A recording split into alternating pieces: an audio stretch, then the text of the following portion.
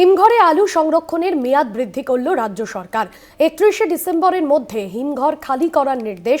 আগে 30শে নভেম্বরের মধ্যে হিমঘর খালি করার নির্দেশ ছিল। হিমঘরগুলিতে আলু মজুত থাকায় মেয়াদ বৃদ্ধির নির্দেশ। হিমঘরে আলু সংরক্ষণের মেয়াদ বাড়ালো রাজ্য সরকার। হিমঘরগুলিতে আলু মজুত থাকায় মেয়াদ বৃদ্ধির নির্দেশ। 31শে ডিসেম্বরের মধ্যে হিমঘর খালি করার নির্দেশ দেওয়া হয়েছে। হিমঘরে আলু সংরক্ষণের মেয়াদ বৃদ্ধি করল রাজ্য সরকার। 31শে ডিসেম্বরের মধ্যে হিমঘর খালি করার নির্দেশ। আগে 30শে নভেম্বরের মধ্যে হিমঘর খালি করার নির্দেশ ছিল।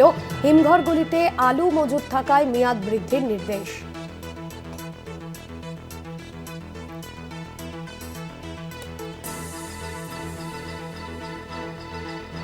একত্রিশে ডিসেম্বরের মধ্যে হিমঘর খালি করার নির্দেশ। আলু মজুত থাকায় মেয়াদ বৃদ্ধির নির্দেশ। স্বরূপ গঙ্গোপাধ্যায় আমাদের প্রতিনিধি রয়েছেন ফোন লাইনে। স্বরূপ, এই বিষয়ে ঠিক কি নির্দেশিকা জারি করা হয়েছে?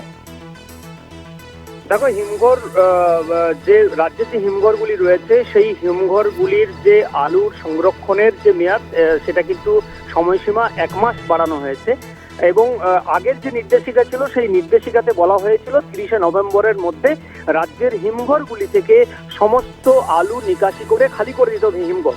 কিন্তু যেহেতু রাজ্যের হিমঘরগুলিতে 9 থেকে 10% আলু মজুদ রয়েছে, সেই কারণের সে কথা মাথায় রেখেই গতকাল রাজ্য সরকারের তরফ থেকে নির্দেশিকা জারি করা হয়েছে।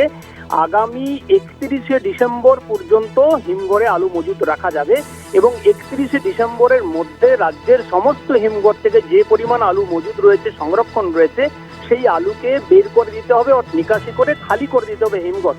কারণ এই যে 1 মাসের সময়সীমা বাড়ানো হয়েছে তাতে 18 টাকা 63 পয়সা ভাড়া বৃদ্ধিও করা হয়েছে, এমনটাই কিন্তু জানতে পারা গেছে হিমঘর বা প্রগতিশীল আলু ব্যবসায়ীর তরফ থেকে।